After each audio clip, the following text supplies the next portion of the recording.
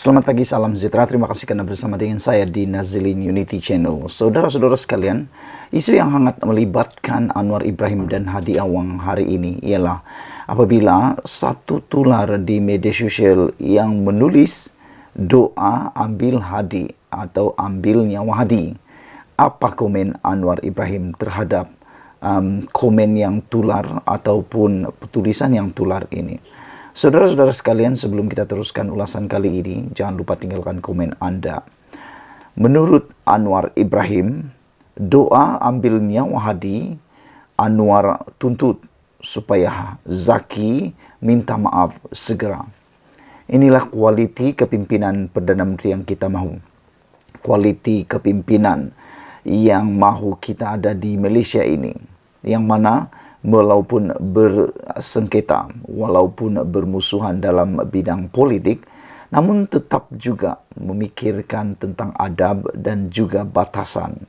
Anwar Ibrahim walaupun kita lihat dikecam hebat oleh semua pemimpin termasuk musuh politik beliau, namun Anwar Ibrahim masih mempunyai batasan yang kita lihat kualiti kepimpinan yang luar biasa.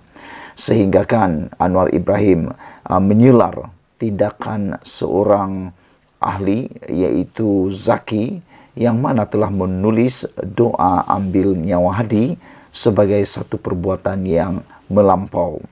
Perdana Menteri Anwar Ibrahim mengarahkan salah seorang pengguna media sosial yang dianggap dekat dengan PKR agar segera memohon maaf kerana bersikap biadab ke atas Abdul Hadi Awang.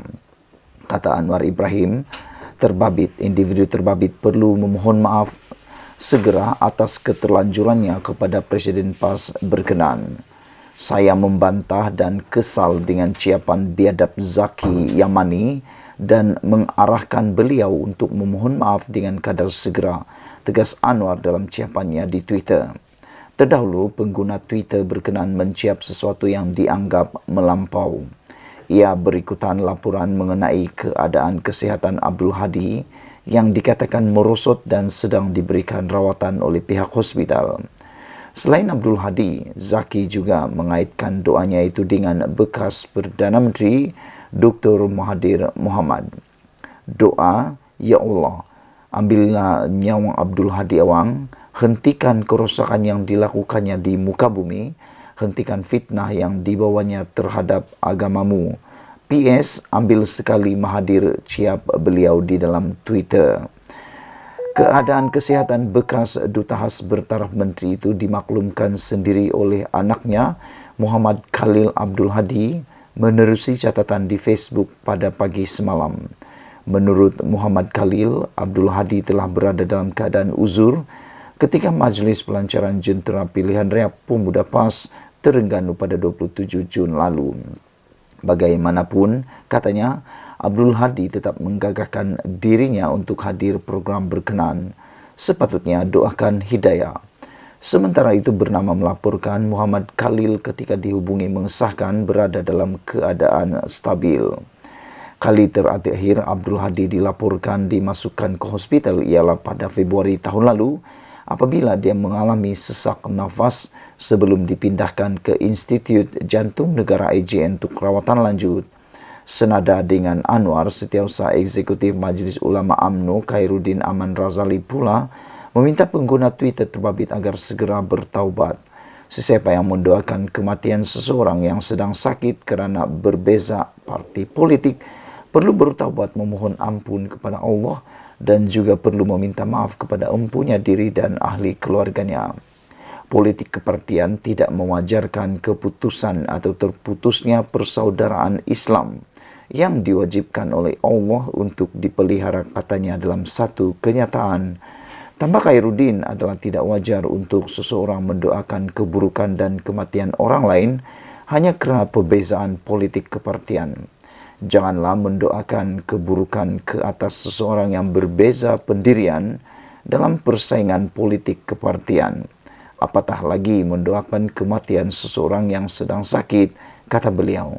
Sekiranya kita berbeza pendirian politik kepartian sekalipun, doakan hidayah dan kebaikan untuk dirinya, dunia dan akhirat, kata Khairuddin lagi.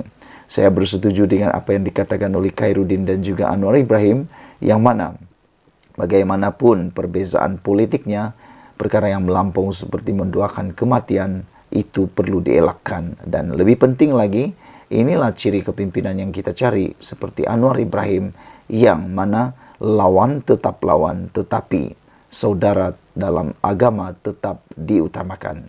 Sekian dulu untuk kali ini. Jangan lupa tinggalkan komen Anda, tekan butang subscribe. Kita jumpa lagi. Bye-bye.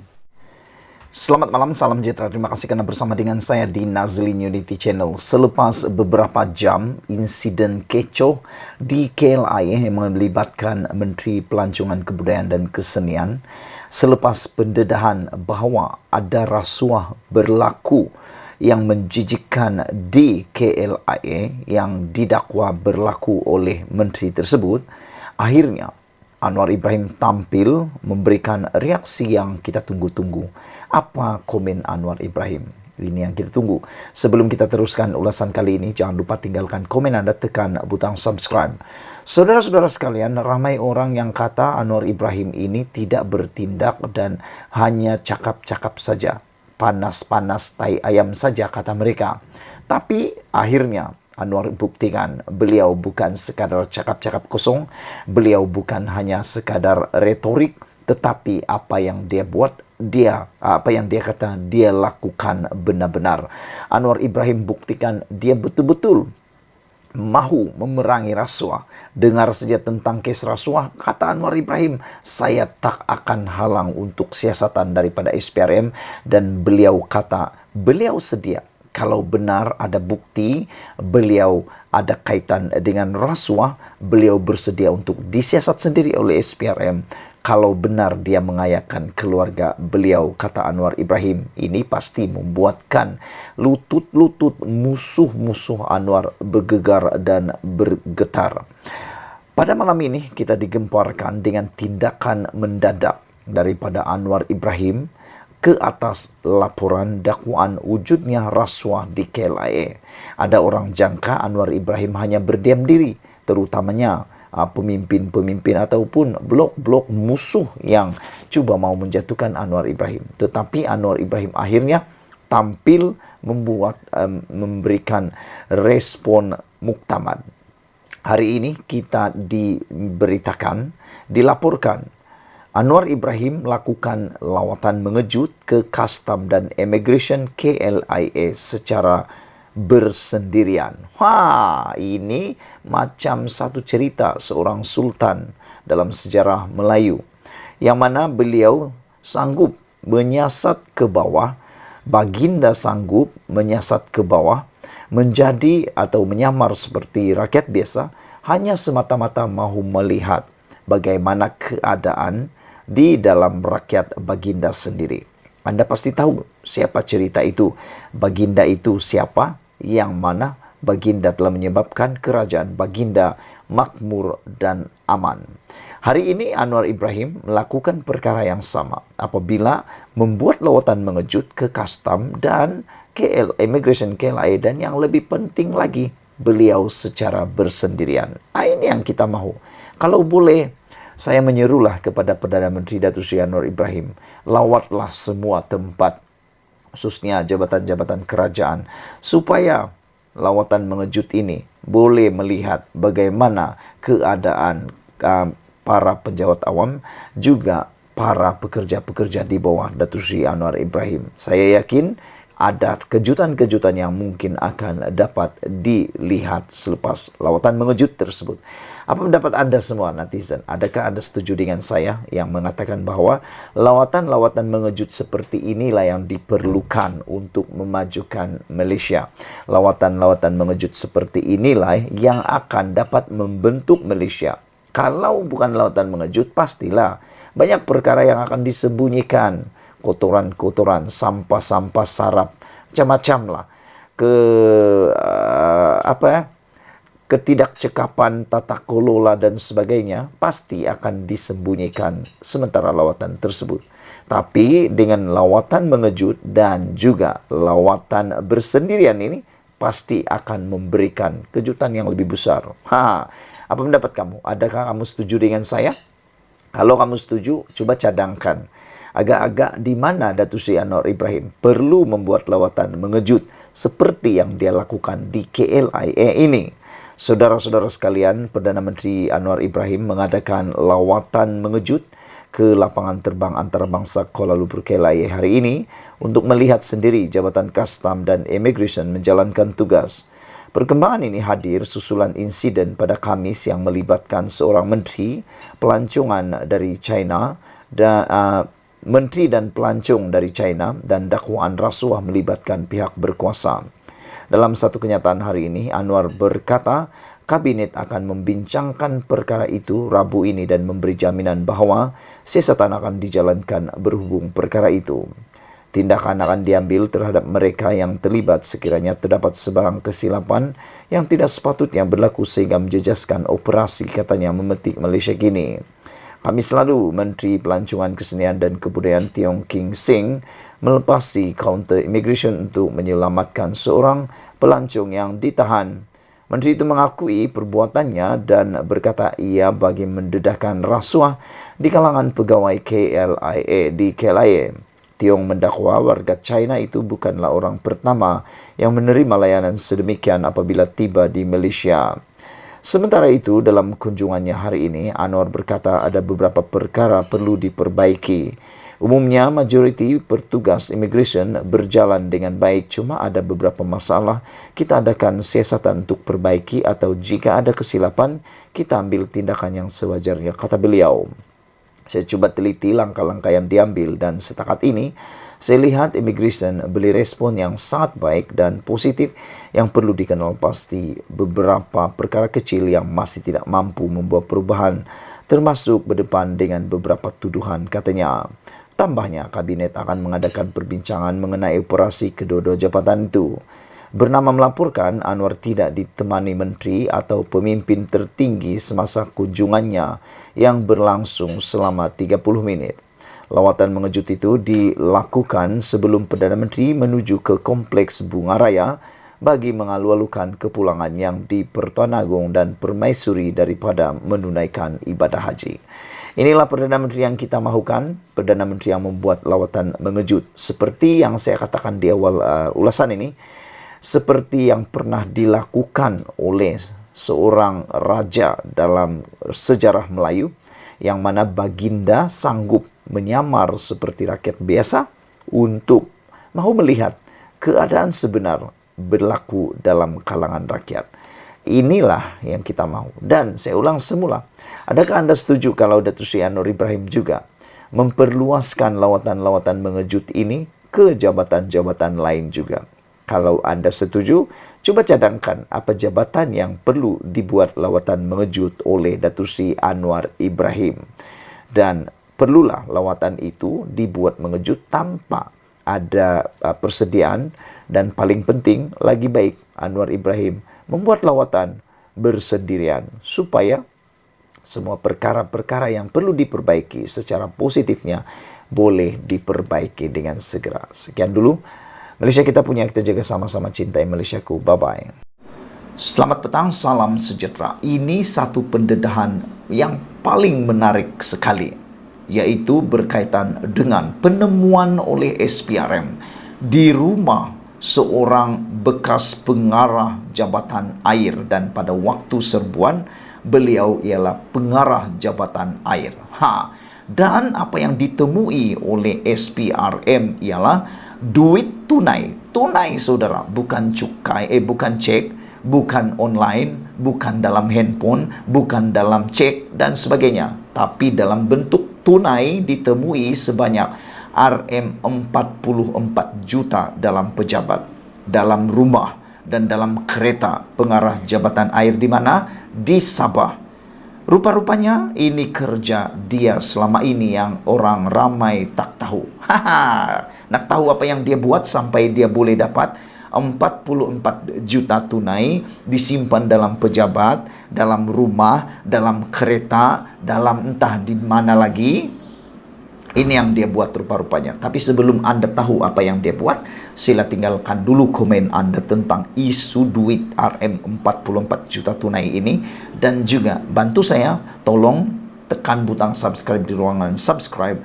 Tekan butang subscribe, itu percuma dan Anda tak perlu bayar apa-apa dan membantu saya mengembangkan channel ini. Saudara-saudara sekalian, uang tunai kira-kira 44 juta, 921 barang kemas, 86 jam tangan mewah, dan 93 unit beg tangan berjenama ditemui dalam serbuan di pejabat rumah dan kenderaan milik bekas pengarah Jabatan Air Negeri JNS Awang Muhammad Tahir Muhammad Talib.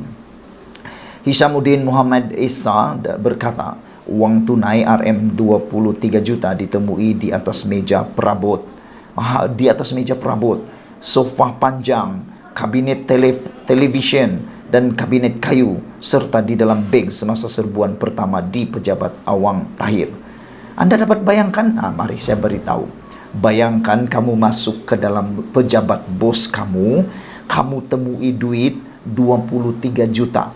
23 juta, bukan 2,3 juta. 23 juta ditemui di mana? Di atas meja pejabat. Atas meja pejabat ada duit belongo. Dikira 23 juta. Selain itu, di sofa pejabat. Sofa pejabat, kamu tahu sofa pejabat? Sofa pejabat, Anda masuk dalam sofa pejabat bos kamu, masuk dalam pejabat bos kamu, buka pintu, duduk di atas sofa panjang, ada duit tunai. Yang lebih menarik lagi, dalam kabinet television. Sekarang aku nak suruh kamu semua pergi ke kabinet TV kamu, buka, agak-agak ada duit tak? Adalah dalam 5-6 ringgit kan, 10 ringgit, 100 tak mungkin lah, takut hilang kan. Tapi bos yang ini, apa dia buat? Letak duit dalam kabinet television. Dan paling menarik lagi, dalam kabinet kayu. Orang ni simpan duit dalam peti emas, dalam peti besi, dengan kunci dan macam-macam. Tapi bos yang seorang ni simpan duit merata-rata. Boleh kata taburlah, bertaburan di meja pejabat, di sofa panjang, kabinet television, dan kabinet kayu, serta dalam beg semasa serbuan. Dan jumlah yang dirampas ketika serbuan pertama itu berjumlah 23 juta. Bukan 2,3 juta, 23 juta. Seterusnya, beliau berkata, 9 juta lagi ditemui di dalam boot Mazda, RM 4 juta di dalam boot Mercedes-Benz, dan 8 juta lagi di dalam peti keselamatan di rumah Awang Tahir. Hishamuddin turut menjelaskan secara terperinci kepada mahkamah lokasi bungkusan wang, barang kemas, dan jam tangan yang terdapat di setiap sudut pejabat Awang Muhammad Tahir, di pantry, rumah, dan kereta pada Pulan Lakaran, dengan merujuk kepada setiap gambar yang diambil. Anda dapat bayangkan itu? Coba bayangkanlah, kamu masuk ke dalam rumah, masuk di rumah dalam pejabat bos kamu, tiba-tiba kamu terjumpa duit, barang kemas, bungkusan duit, jam tangan di setiap sudut pejabat. Aduh, saya pun tak dapat bayangkan bagaimana banyaknya duit itu. Menjawab soalan, Hishamuddin berkata, hanya Awang Tahir yang punya akses ke bilik di pantry tersebut. Kerana ia berada di pejabat Awang Tahir, kunci bilik hanya disimpan oleh Awang Tahir dan pembantu peribadinya. Memaklumkan tiada sesiapa dibenarkan masuk bilik itu selain Awang Tahir. Sementara itu, di rumah Awang Tahir pula hanya istri Awang Tahir, Fauzia Piut, yang mempunyai akses ke peti keselamatan di mana wang, barang kemas, jam tangan ditemui, kerana dia satu-satunya orang yang mengetahui nombor gabungan peti keselamatan itu. Hishamuddin diberi keterangan lanjut pada Jumat di hadapan Hakim Mahkamah Session Abu Bakar Manat dalam perbicaraan Awang Tahir 58 tahun, Fauziah 55 dan Lim Lambeng 66 terhadap 37 pertuduhan pengubahan wang haram, membabitkan wang tunai dan simpanan bank berjumlah RM61,5 juta serta pemilikan barangan kemas yang menyalahi undang-undang. Menurut Hishamuddin, ketika mereka menyerbu rumah Awang Tahir di Sembulan, selain pegawai SPRM, hanya Awang Tahir dan istrinya di rumah itu. Hishamuddin membacakan keterangan saksinya di hadapan Hakim Mahkamah Session Abu Bakar Manat dalam perbicaraan Awang Tahir membabitkan wang tunai simpanan bank dan simpanan bank berjumlah RM61,57 juta serta pemilikan barangan mewah yang menyalahi undang-undang. Sementara itu, saksi ke-41 pendakwaan memaklumkan kepada mahkamah bahawa sejumlah wang tunai RM14.000 ditemui pada rakan karib wanita Awang Tahir ketika serbuan di kondominium itu milik wanita itu.